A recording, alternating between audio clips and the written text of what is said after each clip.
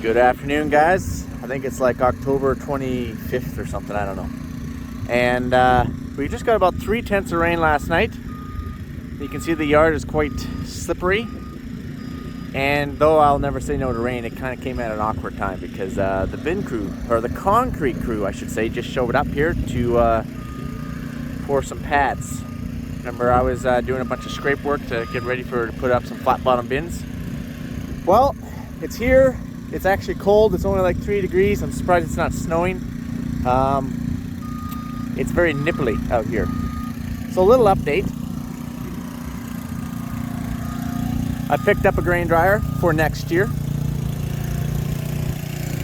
I went with the Super Bee. That's what we have back home. And the reason why we went with the Super Bee is because the dealer is literally 20 minutes away. We need parts, service, 20 minutes away. So we went with the SQ16. I can't remember how many bushels an hour it does, so don't ask me that. We will be running single phase here. To get 3-phase here, they have to run power poles, and it's very expensive. So this just got dropped off here not very long ago. Do I know how to run it? Absolutely not. Mike, I thought you said you have one at home. I do. But I'm not the one who runs it back home. So these are the legs for it. We will put this on a concrete pad here at some point. But we won't set this dryer up until probably next summer. I'm guessing July, after season, when we actually have some more time again. So yeah, excited about that. Now over here, this is Bin Pad Crew's trailer. Sorry about the wind. It's a cool day today.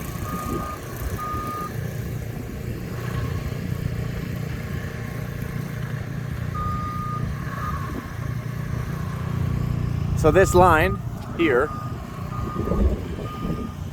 I almost see gloves on out here. I don't know if you guys can see that. Stake, stake, stake, stake. We don't want any bins coming past this line. I'm hoping to put my dryer set up in here somewhere, not sure where yet. We will be doubling these bins up, Lord willing, in the future. So there's going to be 2 bin pads, plunk, and then another one right directly to the south, plunk, plunk. But the pad will be wide enough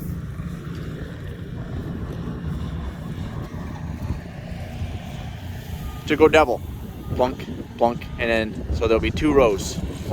So right here is probably center. I guess right here would be center. And then we'll go row, row, plunk, plunk, plunk, plunk, plunk, plunk, go all the way down. That's future. That's the reason why I built the bin pad so big, is for future. That could be 10 years down the road, so I have no idea. Or maybe it never happens, also have no idea. And as you can tell, I'm not done my bin pad. Like my can of paint that broke here when I was doing this. The pad's gonna have to come to here, so we have to continue to do some more scraping. But my father-in-law really wanted to scrape her back when I was working on it. And and I don't have to do this right now. Why take more field out when I am not going to be putting up any more bins here in the next little while? So Waz will keep farming here. These guys got their transit, aka our laser level. I guess I should probably say aka transit. I always call it a transit, but apparently I am mistaken. It is a laser level. Transits are other things. My bad. I'm a farmer, okay? I'm a farmer. So these are 42-foot diameter bins. So it's 42, okay?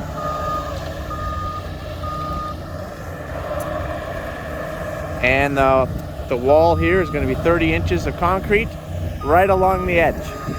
So they're going to keep the concrete, or they're going to keep the gravel back all the way around the edge, because that's where a lot of your weight is going to be. So that's going to be 30 inches of concrete here, and then it gets thinner as it goes in.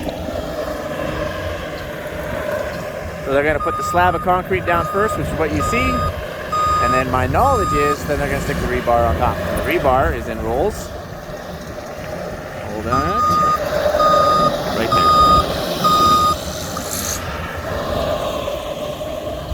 I guess I should have asked them how close I was. to level. I'm pretty sure I was about 2 to 4 inches. That's what I told them. Oh yeah, obviously we got all this gravel hauled in, as you know. Then they're tamping it.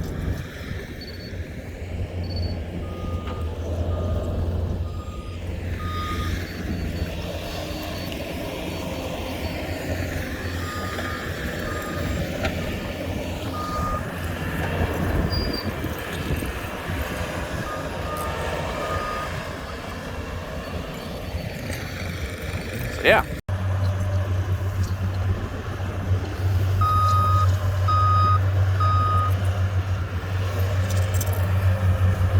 Oh yeah, when I say slab of concrete, what I meant to say is slab of gravel. Gravel. To put the rebar on top of the gravel, not the concrete.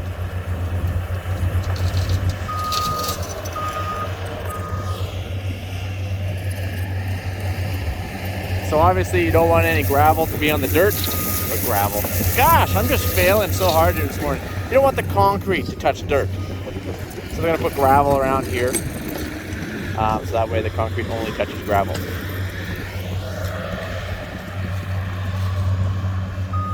But they will leave this edge deeper.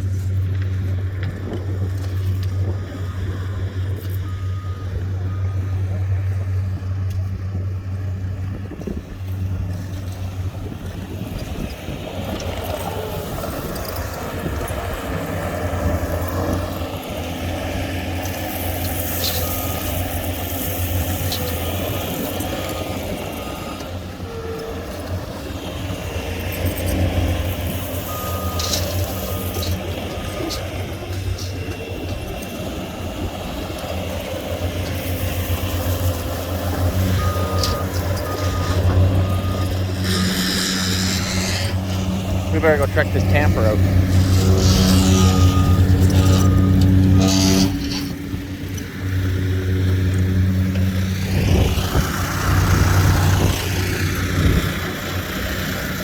Tamping the edges. And then these guys are raking up the gravel.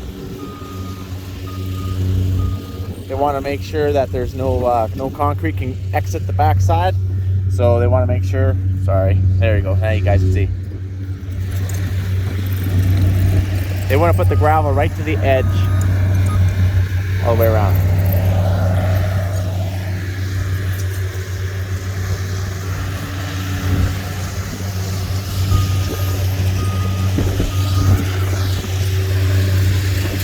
And this is it.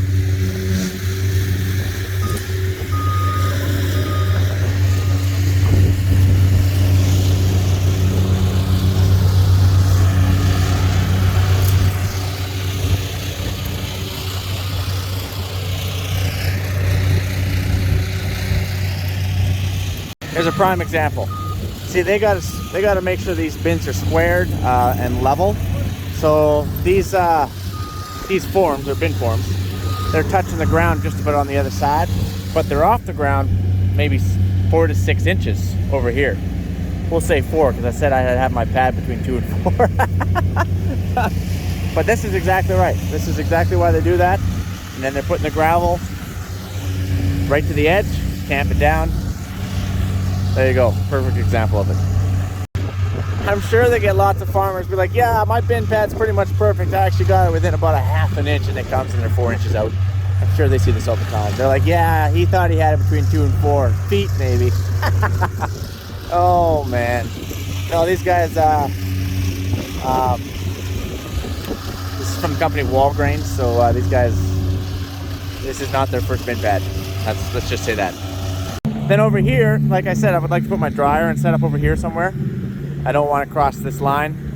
If I choose not to, there's enough room in here. This is pre-planned to plop a bin here and a bin over there, so we can still add the bins here.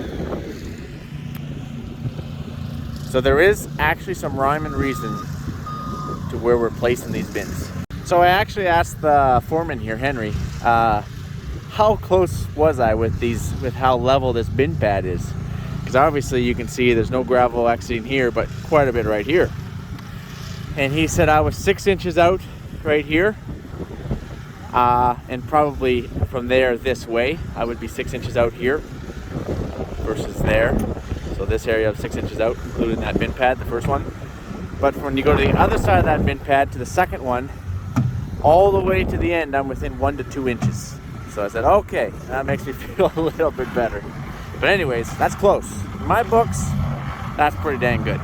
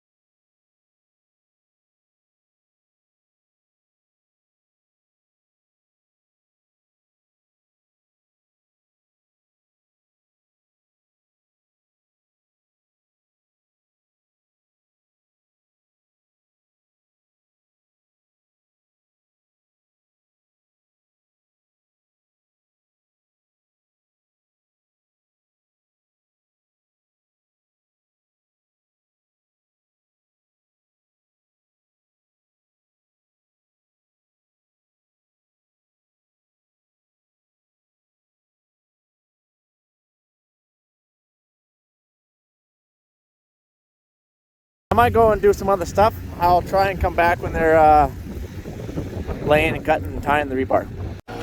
Afternoon, guys. This is still October 25th or 6th or whatever day it is, the same time that we were doing the concrete pads there. But it's raining too much. The concrete guys actually have to go home. We were supposed to pour concrete tomorrow, but that's going to get canceled, and we're going to have to try it next week. So I thought, well, you know what? I'm going to try to go do some disking. You know, we only got about 3 or 4 tenths of rain. It's not that much. So, hey, and there's no dust.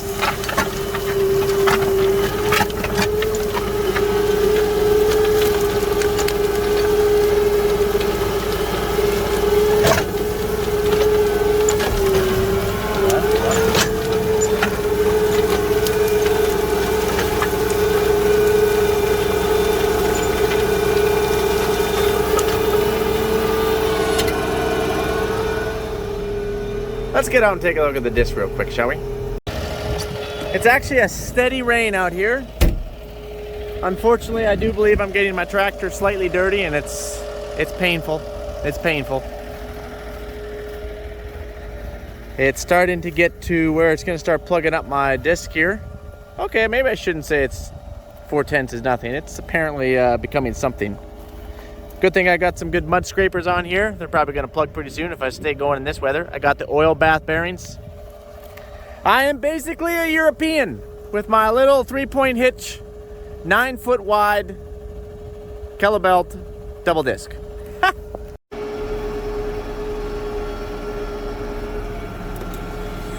Yes, I know I could probably move my 3-point to pretty much any of these joystick buttons. And I could probably program the go and end and up and down and go and end, but I actually prefer 3-point hydraulics right there. That just feels natural to me. I never run with my hand on the joystick, so that does not feel natural to me.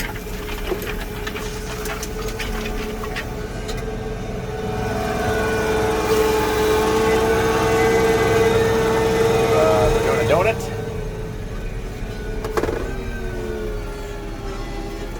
I've also been playing around with the hydraulic down pressure. We're running around 392 PSI. I don't know if that's a lot, or I don't know if that's not enough, but I'm running about 50%. But what I do know is when I get into heavily grassed areas, that makes a world of difference. It holds that double disc right in the ground, and I actually punch my tractor so we're dog tracking going down the field, and I'm like, holy crap, that's impressive. So that's been kind of fun to play around with.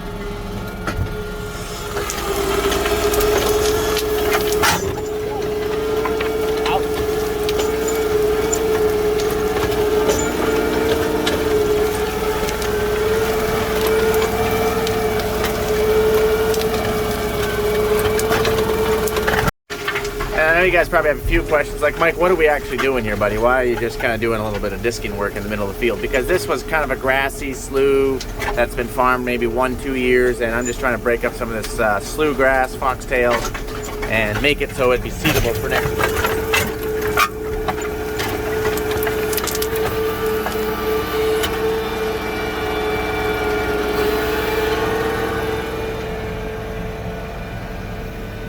Mike, is it just gonna be full of water in the spring? This spot, probably not, because it was seeded through already. Maybe some of those cattail sloughs that we combined and worked up, there is a slight chance of that.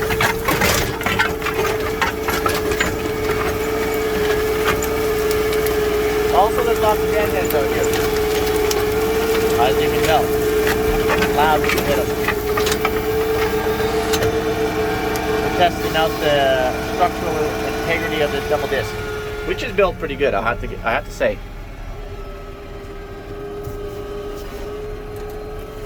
One more pass on this side and we're pretty much good.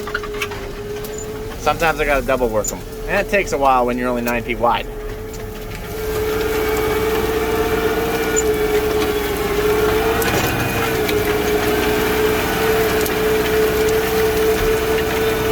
I just really love watching the dirt get turned over. It's just something mesmerizing. It's kind of like watching a campfire, you know what I mean? It's just awesome. It's hard to explain. Okay, let's go find another one. Okay, we're gonna go over here to the corner and we're gonna come down this grass strip on the edge of my field. I'm also want to give you a little bit of an update. Also, you guys already know that the concrete guys aboard a mission. It's raining. They've pretty much done what they can do. We were hoping to pour concrete tomorrow, but there's no way they're gonna get into that field because there's no gravel yet. And it's supposed to be quite a bit more rain here coming, so if that be the case, we're probably going to push it off till next week sometime. Now, next week is supposed to be quite cold. Now, cold is like colder than what we're used to. It's about to get a whole heck of a lot colder. I think it's supposed to go maybe down to -10 Celsius, highs of -1 Celsius. You know, that's typically the temperature that we would see in that second week in November, give or take. But so this is our last nice week. When I say nice, it's +3 out right now. It's supposed to be +12, but it's only +3 Celsius. So anyways, long-winded wind. What I'm trying to say is concrete's been postponed. There is a slight chance that you and I might not get to see that.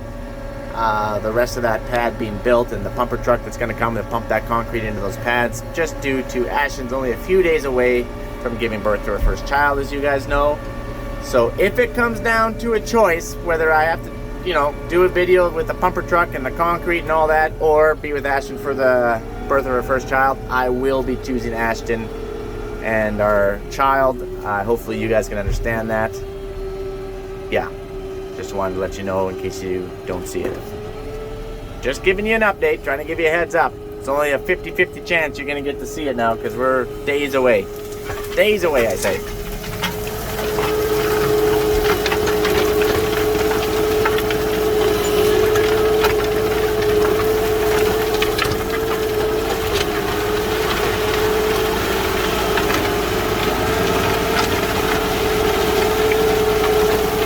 As you can tell, I combine this. We're gonna burn all these windrows unless we can find someone to bale them right away and get them off right away, but it's probably unlikely given this time of season.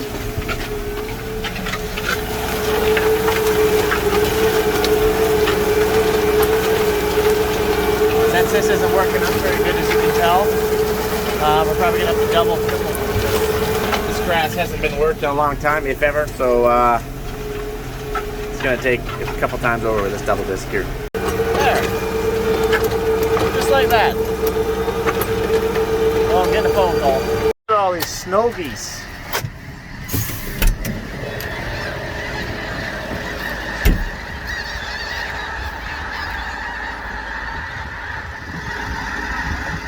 Wow. I guess they're migrating.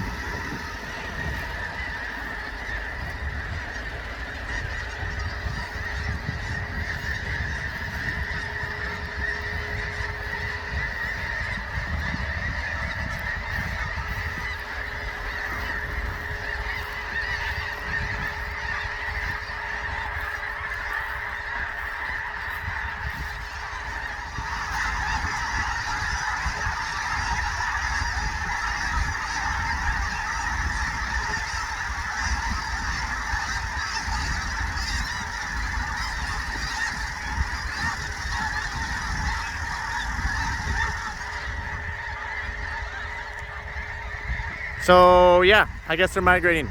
And when they set down on a field, they're coming right at us. You guys want to fight? You want to fight? Don't hurt me. That's epic. They'll light up, like the whole field will be white up here. It's crazy. I would think they'd be hard on your crops if you had crops out when they're migrating through. Yikes.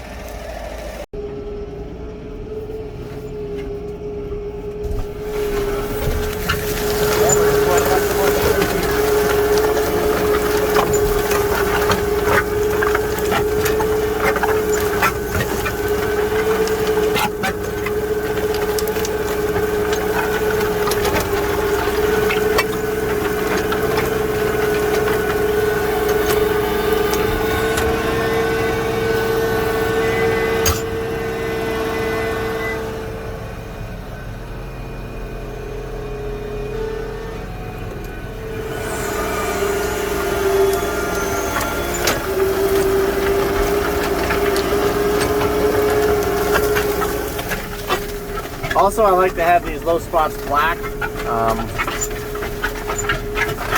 couple of reasons, as you guys know, not to catch snow, but also that the ground warms up a little more, and hopefully we can get some of that water that's going to be in here